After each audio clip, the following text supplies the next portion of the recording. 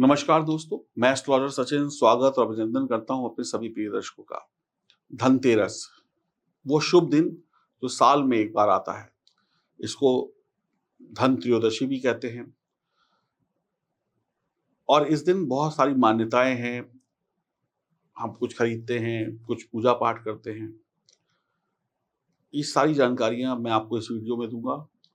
इस वीडियो को देखकर आपको ये पता चल जाएगा कि वो कौन सी 13 चीजें हैं जिनको खरीद कर आप सच्ची तरीके से धन त्रयोदशी को मना सकते हैं। देखिए, धन त्रयोदशी का मतलब क्या होता है? धन तो जुड़ा है। 2 तरीके के धन होते हैं दुनिया में। एक होता है पैसा, रुपया, मनी, डॉलर और एक होता है सेहत का धन। तो धन त्रयोदशी के दिन आयुर्वेद के देवता धन्वंतरी का जन्म हुआ था। इसलिए इसे धन त्रयोदशी कहा जाता है। जब धन्वंतरी भगवान का जन्म हुआ था तो उनके हाथ में एक पीतल का कलश था, उसमें अमृत था। तो धन त्रयोदशी के दिन गणेश जी, लक्ष्मी जी, कुबेर देवता, धन्वंतरी देवता, विष्णु जी, हनुमान जी, शिव जी की पूजा करना शुभ रहता है। लेकिन विशेष रूप से आपको धन्वंतरी की पूजा इसलिए करते हैं ताकि आपकी सेहत अच्छी बनी रहे। आज के दिन कुछ लोग सोना खरीदते हैं, कुछ लोग चांदी खरीदते हैं। जैसा जिसका बजट है, जिसकी जितनी सैलरी है, जितना पैसा है, उस हिसाब से चीजें खरीदी जाती हैं।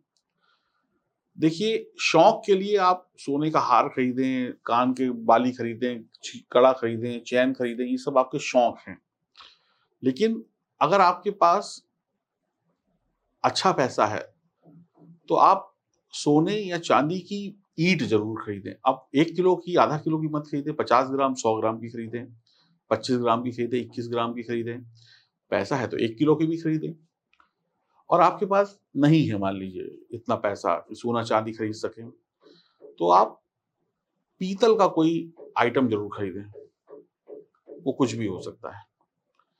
धनतेरस में पीतल के बर्तन ले सकते हैं, कोई लोटा ले सकते हैं, जो भी आपकी ज़रूरत की चीज़ है, वो सब चीज़ें ले सकते हैं। और जब धन्वंतरी देव प्रकट हुए थे, तो उनके हाथ में भी पीतल का कलश था। तो ये तो आपकी जितनी जेब अलाउ करती है, उस हिसाब से आप खर्चा करेंगे। पीतल का कोई सामान आपको 100, 200, 500 रुपए में ज़रूर मिल जाएगा। आप अपने घर में जो ज़रूरत है, उस हिसाब से खरीद सकते हैं। अब धनतेरस को 13 गुना धनतेरस, तेरस यानी 13 आ गया। धनतेरस को 13 गुना शुभ कैसे बढ़ाया जा सकता है? क्या खरीदना शुभ रहता है सभी के लिए, कोई भी राशि का व्यक्ति हो, जिसने इस धरती पर जन्म लिया है, उन सभी की हम बात कर रहे हैं, महिला हो, पुरुष हो, देश में रहता हो, विदेश में रहता हो।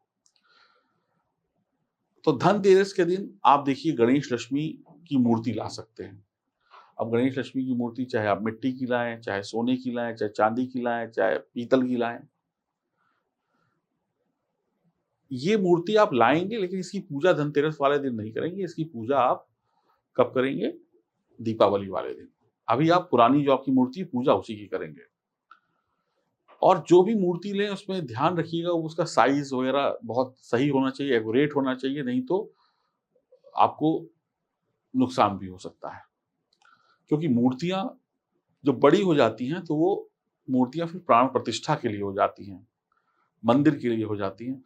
तो जैसे कि हमने आपके लिए अभी गणेश, लक्ष्मी, रुद्राक्ष निकाला, ये देखिए आप देख रहे हैं स्क्रीन पर। आप इनको भी मँगा कर रख सकते हैं, ये चाँदी में मढ़े हुए हैं, इनकी पूजा करिए, क्योंकि ये साक्षात गणेश लक्ष्मी हैं। तो मूर्तियों से बहुत सारे नियम जुड़े हुए हैं। मूर्ति के अंदर होलो नहीं होना चाहिए, यानी हवा नहीं होनी चाहिए, ये सब चीज़ें। तो मूर्ति खरीदने से पहले बहुत सावधानी रखें। फ़ोटो लेना भी चलेगा आपको, एक फ़ोटो में सारे भगवान बने होते हैं ना, वो फ़ोटो भी आप ले सकते हैं। सोने-चांदी की भी मूर्ति ले सकते हैं, या जो ब्रिक लेते हैं ना सोने-चांदी की, उसको भी आप रख के पूजा कर सकते हैं। तो सोना, चांदी, पीतल की मूर्ति वगैरह हो गया, आप ये खरीदें। सोना, चांदी, पीतल का कोई आभूषण वगैरह खरीद सकते हैं, या कोई लोटा, गिलास, बर्तन ले सकते हैं।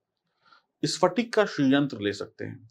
और अगर आप ये जो गणेश, लक्ष्मी, रुद्राक्ष हमारे ऑफिस से आपको दिया जा रहा है L51, अगर आप ये लेते हैं तो इसके साथ में स्फटिक का श्रीयंत्र फ्री दिया जा रहा है। तो स्फटिक का श्रीयंत्र जो होगा, वो जिस घर में होगा, उस घर में माँ लक्ष्मी आकर्षित होंगी। माँ लक्ष्मी उस घर में आएँगी और वहाँ पे बस जाएँगी। तो आप स्फटिक का श्रीयंत्र ले सक कर भी सकते हैं। शंख ले सकते हैं, शंख ऐसा हो जो बजे। कुबेर जी की मूर्ति या तस्वीर भी खरीद सकते हैं आज के दिन। झाड़ू खरीदें, कम से कम 2 झाड़ू खरीदें, फिर इसकी विधिवत पूजा करें। नमक खरीदें, नमक के पैकेट खरीदें और नमक का प्रयोग करें, उस दिन पोछे-वोछे भी लगवाएँ घर में।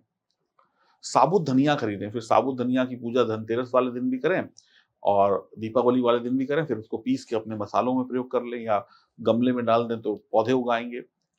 गोमती चक्र ले सकते हैं, पीली कौड़ी ले सकते हैं, 11-11 ले सकते हैं, 5 ले सकते हैं, 21 ले सकते हैं।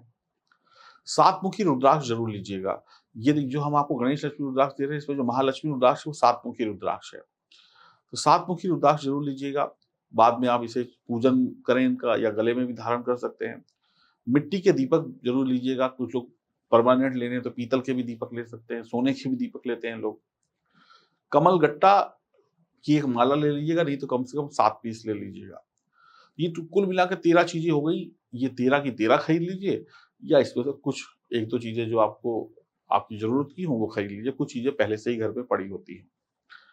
तो धन त्रयोदशी के दिन सबसे पहले गणेश जी की पूजा करिए, फिर उसके बाद माँ लक्ष्मी की पूजा करिए, फिर विष्णु जी की पूजा करिए या आरती करिए, फिर माँ दुर्गा की पूजा करिए या आरती करिए, माँ सरस्वती की करिए, भगवान धन्वंतरी की, भगवान कुबेर की, भगवान शिव की, भगवान हनुमान की आरती ज़रूर करिए और घर पे जितने भी बड़े लोग हैं उनका आशीर्वाद लीजिए, छोटों को मिठाई-उठाई दीजिए। घर में ऐसा लगना चाहिए कि कोई त्योहार है, शुभ अवसर है, सब लोग एक-दूसरे से मिलें, बातचीत करें और ये जो सब चीज़ें आप लोग ले रहे हैं, अपना इसमें सभी का सहयोग होना चाहिए। सभी लोग एक-दूसरे का सहयोग करें। धनतेरस वाले दिन पूजा करने के बाद यम का दीपक ज़रूर जलाएँ। फिर उसके बाद यम का दीपक जलाने के बाद उसको सही जगह पे दक्षिण दिशा में रखने के बाद अपने दरवाजे पर देसी घी या तेल का दीपक दोनों तरफ एक-एक रखें। रोशनी करें, झालर, ट्यूब लाइट्स ये सब वगैरह जलाएँ, रोशनी रहे, सफाई रहे।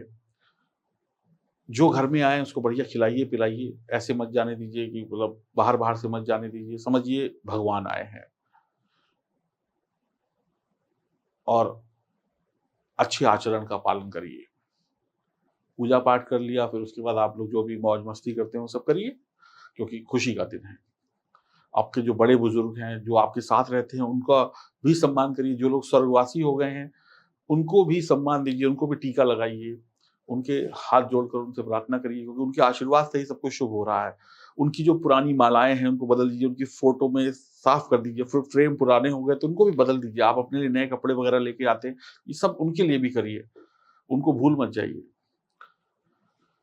बस यही सब करना है, इससे आपकी दीपावली शुभ हो जाएगी, धन त्रयोदशी शुभ हो जाएगी। अब मैं आपको 2 मंत्र बता रहा हूँ, ये स्क्रीन पर मंत्र आ रहे हैं। जो पहला वाला मंत्र है, इसको आपको धन त्रयोदशी के दिन 108 बार पढ़ना है, यानी धनतेरस वाले दिन और ये दूसरा वाला मंत्र है, इसको आप अ, दीपावली की पूजा में पढ़ेंगे अपना 108 बार। हर पूजा का एक नियम होता है, नहाना, धोना, स्नान करना तो एक बेसिक सा नियम है। एक नियम ये भी होता है कि पूजा सही दिशा में बैठ के की जाए, पूजा परिवार वालों के साथ बैठकर की जाए, पूजा में जो आपका चौकी सज रही है उसमें घर वालों का सबका सहयोग हो, है ना? मतलब सब लोग कोई कुछ करे, कोई कुछ करे। पूजा में लड़ाई-झगड़ा, टेंशन नहीं होनी चाहिए, मन में गुस्सा आ रहा है, हाथ जोड़ के बैठे हैं। पूजा में जब भी बैठें तो आसन में बैठें, ऐसे ज़मीन पे मत बैठ जाएँ। इस बात का भी विशेष ध्यान रखिए और पूजा में सारी चीज़ें एक बार लेकर बैठिए, बार-बार उठना ना पड़े, है ना? पूरी तैयारी करके बैठिए और सच्चे मन से पूजा करिए, सब लोग पूजा करें। कोई ऐसा नहीं है कि आपको पंडित बनना है, बहुत बड़ी पूजाएँ करनी है, सिंपल सी पूजा करिए। और अगर आपके परिवार के कुछ लोग कहीं देश में हैं, विदेश में हैं, आपके साथ नहीं हैं, कहीं ट्रैफ़िक में हैं, कहीं फँस गए, पूजा का मुहूर्त निकला जा रहा है, तो आजकल तो हाई-टेक ज़माना है, मोबाइल में कैमरा ऑन करिए, उनको भी पूजा में शामिल कर लीजिए। ठीक है? ये सब चीज़ें करिए और जो आपके बच्चे हैं, ये ख़ासकर मैं उन बच्चों के लिए बात कर रहा हूँ, जो यूथ है, जो कॉलेज में पढ़ रहा है, स्कूल में पढ़ रहा है, जो इन सब चीज़ों में थोड़ा कम विश्वास रखता है, उनको भी बिठाइए। पूजा में आप बच्चों को बिठाइए, उनको सिखाइए कि पूजा करने से क्या लाभ होता है। बस मन चंचल है बच्चों का, लेकिन उनको बैठने की आदत डालिए, उनको चीज़ें सिखाइए, बताइए और सही समय पे पूजा करिए, तो धन्वंतरी जी आपसे खुश हो जाएँगे। धन्वंतरी जी से पैसा नहीं माँगना है, धन्वंतरी जी से सेहत माँगनी है, माँ लक्ष्मी से धन माँगना है, माँ सरस्वती से बुद्धि माँगनी है और भगवान विष्णु से सुख माँगना है। आशीर्वाद मांगना है, हनुमान जी से रक्षा और सुरक्षा मांगनी है और महाकाल शिव जी से क्या मांगना है? उनसे भी रक्षा और सुरक्षा मांगनी है। और महाकाल से ये प्रार्थना करनी है हनुमान जी से कि कोई दुर्घटना ना घटे जीवन में, कोई ग्रह जो हैं अशुभ ग्रह हम पे कोई बुरा प्रभाव ना डालें और अपने माता-पिता से सुख और सौभाग्य के लिए आशीर्वाद माँगिए और बढ़िया तरीके से आप लोग मनाइए। कोई अगर आपको दिक्कत है, कोई परेशानी, कुछ और पूछना है तो कमेंट बॉक्स में पूछ सकते हैं। और जो भी नमक है, जो भी धनिये हैं, इन सबको आप प्रयोग में लेके आइए। ऐसा नहीं कि मंदिर में रख देना, इनका प्रयोग करिए। जो आपका श्री यंत्र है उसको दीपावली की पूजन के बाद पीले रंग के कपड़े में लपेट कर अच्छी तरीके से आप कहाँ रखेंगे? अपनी तिजोरी में। कौड़ी है, पीली कौड़ी है, गोमती चक्र है, इसको भी पीले कपड़े में लपेट के अपनी तिजोरी में रख दीजिएगा, साफ-वाफ करके। और मूर्ति वगैरह जैसे आप घर में रखते हैं उस तरीके से रखिए। बाकी मैं आपको यही कहूँगा, ये जो गणेश लक्ष्मी रुद्राक्ष है, जो आप स्क्रीन पर देख रहे हैं, आप इसको भी मँगाएँ। ये ओरिजिनल है, साक्षात गणेश लक्ष्मी है, 7 मुखी रुद्राक्ष है, 5 मुखी गणेश रुद्राक्ष है, शुद्ध चांदी में मढ़ा हुआ है, साथ में स्फटिक का श्रीयंत्र है, इसके साथ में गोमती चक्र, कौड़ी और नज़र बट्टू और लाजवंत का रत्न आपको फ्री दिया जाएगा। और इनकी पूजन आप वर्षों-वर्षों तक कर सकते हैं, इन्हें बदलने की ज़रूरत नहीं है। और एक क्वेश्चन किसी ने मुझसे पूछा था कि हमारे घर में पुरानी जो मूर्तियाँ हैं, क्या हम उनकी दोबारा पूजा कर सकते हैं? हर साल मूर्ति बदलने की आवश्यकता है? तो बिल्कुल भी नहीं, आप चाहें तो उनको अच्छी तरीके से साफ करके उनको उनकी पूजा कर सकते हैं। अब दिक्कत ये होती है कि जो आप मिट्टी की मूर्ति लेते हैं, उसमें पेंट वगैरह लगा होता है, तो उसको आप कपड़े से जब गंगा जल से साफ करते हैं, तो पेंट उतर जाता है, तो उसकी शोभा बिगड़ जाती है। सोने-चांदी की जो मूर्ति होती है, उनकी शोभा नहीं बिगड़ती है, इसलिए मिट्टी की मूर्ति बार-बार बदलनी पड़ती है। तो आप चाहें तो ये लें। और मैं आपको एक विशेष आपसे आग्रह करूँगा कि जो चांदी के गोल-गोल सिक्के होते हैं ना, जिसमें गणेश लक्ष्मी होता है या कुछ छपा होता है, ऐसे सिक्के मत लीजिएगा।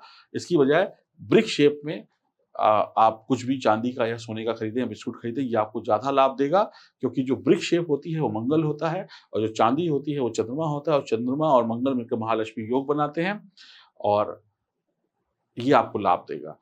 और सिक्के वगैरह खरीदना उतना शुभ नहीं होता है। अगर आपके पास पुराने सिक्के पड़े हैं, तो उनको सुनार के पास जाइए, उनको पिघलवा कर उनकी ब्रिक बनवा सकते हैं।